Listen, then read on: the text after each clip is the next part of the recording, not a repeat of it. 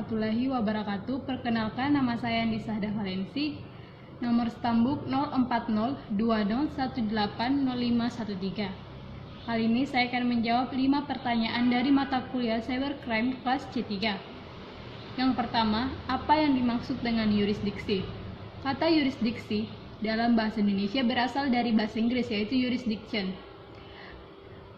Jurisdiction sendiri berasal dari bahasa Latin, yaitu jurisdictio, yang terdiri dari 2 suku kata, yaitu juris, yaitu kepunyaan menurut hukum, dan diction, yang berarti ucapan, sabda, sebutan, dan firman.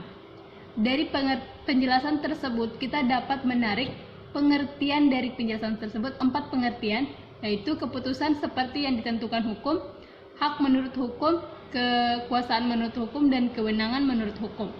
Pertanyaan selanjutnya, apa perbedaan antara prinsip nasional aktif dan prinsip nasional pasif?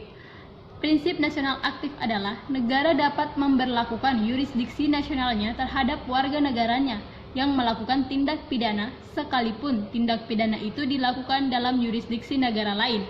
Sedangkan prinsip nasional pasif adalah setiap negara berhak melindungi warga negaranya di luar negeri.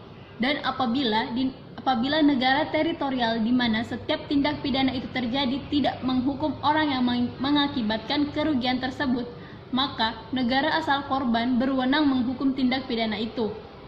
Pertanyaan berikutnya, yaitu pertanyaan nomor 3. Menurut Masaki Hamono, membedakan pengertian cyber jurisdiction virtual. Jurisdiction sering diartikan dengan kekuasaan, sistem operator, dan para pengguna user untuk menetapkan dan melaksanakan pada masyarakat di ruang cyber virtual. Sedangkan yang kedua ada sudut hukum.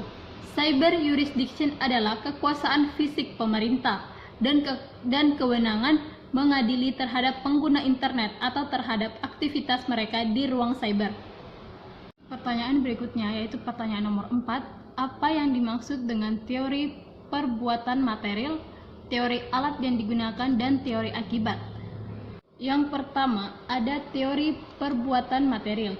Menurut teori ini, maka yang terjadi logus delicti ialah tempat di mana pembuat melakukan segala yang kemudian dapat mengakibatkan delik yang bersangkutan. Yang kedua, ada teori alat yang digunakan. Dari teori ini, maka delik dilakukan di tempat di mana alat yang dipergunakan itu menyelesaikannya. Yang terakhir atau yang ketiga itu teori akibat, di mana menurut teori ini maka tempat akibat menjadi locus delicti. Dan untuk pertanyaan terakhir, apa yang dimaksud dengan prinsip ubiquitas? Prinsip ubiquitas atau asas ubiquitas yaitu prinsip yang mengatakan bahwa delik-delik yang dilakukan atau terjadi di sebagian wilayah teritorial dan sebagian di luar wilayah teritorial suatu negara atau ekstrateritorial harus dapat dibawa ke dalam yurisdiksi setiap negara yang terkait. Sekian dan terima kasih. Wassalamualaikum warahmatullahi wabarakatuh.